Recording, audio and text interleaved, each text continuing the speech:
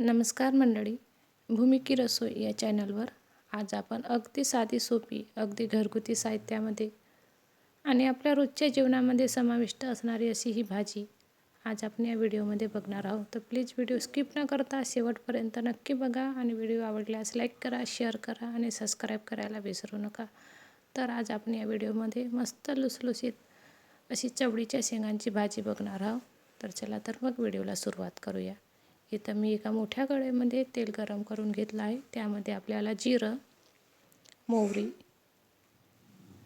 हिरवी मिरची आणि अगदी बारीक चिरलेला छान मोठ्या साईजचा कांदा, त्यामध्ये आपल्याला अद्रक लसणाची पेस्ट टाकून अगदी 2 ते 3 मिनटं हे सर्व साहित्य छान परतून घ्यायचं आहे.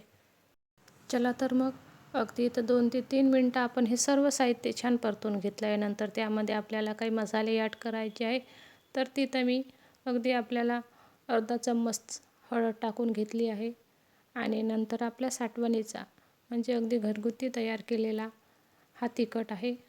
अगदी 2 ते 3 चम्मच इथं मी तिखट टाकलेलं आहे आणि आपली जी अद्रक लसणाची तयार केलेली पेस्ट होती ती पेस्टचा पाणी उरलेला होता तो पाणी टाकून यामध्ये मी छान बारीक चिरलेला कोथिंबीर टाकला आहे. नंतर आपल्याला यामध्ये चवीनुसार मीठ टाकायचं आहे आणि हे सर्व साहित्य अगदी आपल्याला 2 ते 3 मिनटं छान अगदी मस्त कढईला तेल सुटेपर्यंत आपल्याला हे सर्व छान मिश्रण शिजवून घ्यायचं आहे.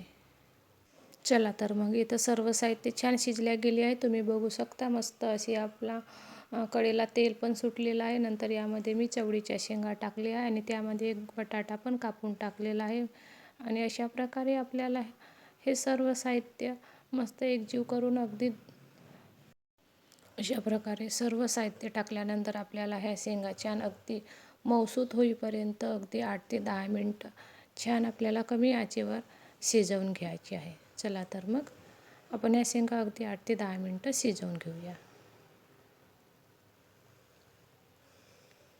इथं आपली भाजी तयार आहे. अगदी 8 ते 10 मिनटं झालेली आहे. तुम्ही बघू शकता भाजी अगदी मस्त मऊसूत तयार झाली आहे आणि शेंगा पण छान चिमल्या गेली आहे आणि भाजीला कलर पण मस्त आला आहे. इथं तुम्ही बटाटा पण बघू शकता. बटाटा अगदी सॉफ्ट झालेला आहे, सहज हाताने तुटल्या जात आहे.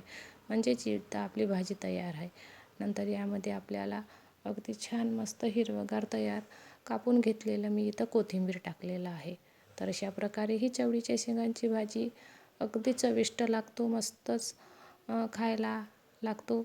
आपण ही भाजी टिफिनमध्ये, मुलांच्या टिफिनमध्ये, ऑफिसच्या डब्यामध्ये किंवा आपल्या जेवणामध्ये पण अगदी सहज खाऊ शकतो. तर व्हिडिओ कसा वाटला मला हे कमेंट करून नक्की सांगा. व्हिडिओ आवडला असेल तर प्लीज लाईक करा, शेअर करा आणि सबस्क्राईब करायला विसरू नका. चला तर मग पुन्हा भेटूया अशाच एका नवीन व्हिडिओसोबत. तोपर्यंत बाय.